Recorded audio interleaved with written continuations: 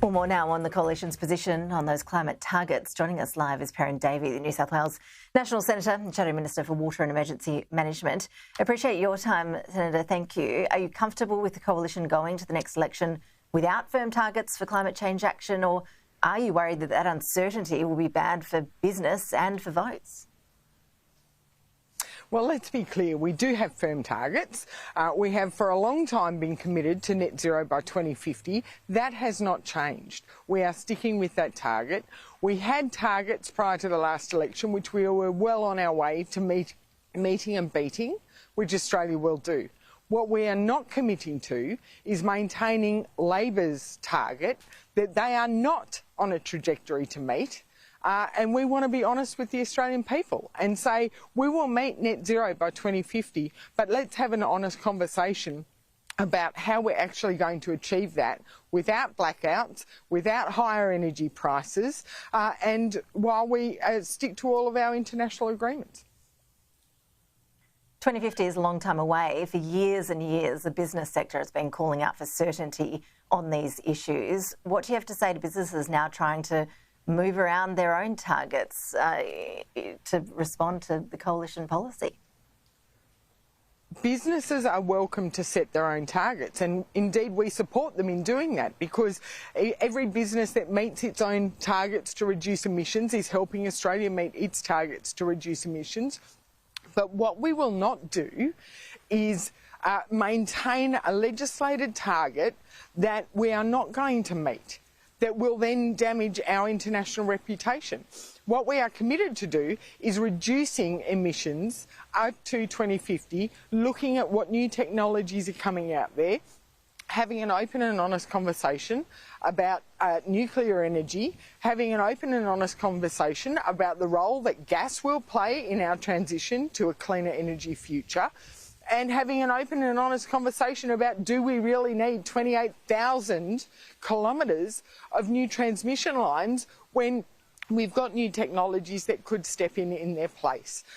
We want to be open, but we also want to be talking to Australians before the next election about what really matters to them. And at the moment, it's the cost of living, it's the increased mortgages, and it is how do they pay their bills. Senator, we're all waiting for the unveiling of the Coalition's proposed list of nuclear sites. Today, your leader, David Littleproud, has acknowledged that they are likely to be in some national seats. Have you seen that list? Do you expect your home state of New South Wales will feature heavily when Mr Dutton does release the list of where they'll be? Well, look, what we have been honest about is we've said that we are inclined to build them where there are existing coal-fired power plants. That way we use existing infrastructure, we transition existing jobs, and it just makes sense. We are working on that list. I'm not going to preempt it by making any spectacular announcements now. But the reality is a lot of those coal-fired power plants are in regional electorates. And this is the key thing about the transition to renewable energy. It is the regions that are doing the heavy lifting. It is the regions that are being asked to put 20,000 solar panels in a month to reach Labor's renewables target, to put 40 new wind turbines in every month to reach Labor's renewables target, and to find the space and the land for 28,000 kilometres of transition lines to meet Labor's renewables only target. What we're saying is, why renewables only when we've got land, we've got space, we've got infrastructure that can be utilised and transitioned across to nuclear in a very common sense and practical way. Senator, sorry, just go back a step. You said that that list is still being worked on. Are you telling me that as the Deputy Leader of the Nationals, you're in the dark about the proposed list of nuclear sites that we're led to believe will be announced shortly by Mr Dutton? No, what I'm saying is I am not going to preempt the announcement by the leader, Peter Dutton, and I'm very comfortable with how we are going forward. I'm very comfortable with the work that we are doing as a united party, as a united coalition, to develop a sound policy that will be released in due course and that the Australian public will be made well aware of. But Senator, I'm asking you as a senior leader within the Nationals, have you seen that list or not?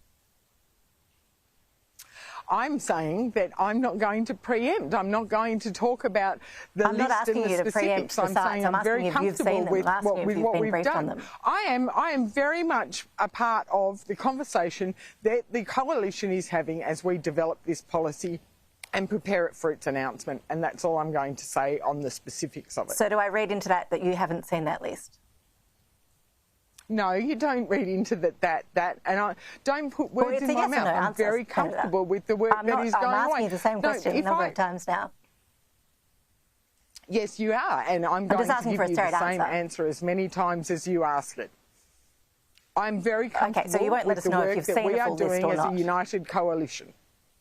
I will give you the same answer every time you ask the same question. I'm sorry, Senator. On one stage, you're sitting here telling us that you're comfortable with the coalition's position, but on the other hand, you're not telling us if you've actually seen the list of sites or not. I would have thought that was quite a crucial part of that. Because I'm not going to be drawn into a conversation about where or how. I'm not going to preempt the announcement that is going to come in due course. Senator, I'm not asking you to preempt the announcement. I'm just wondering if, as the Deputy Leader of the party, you've seen a list of sites or not. I have seen enough to make sure that I'm comfortable with the process that we are going through as a party as we finalise our policy before we announce it.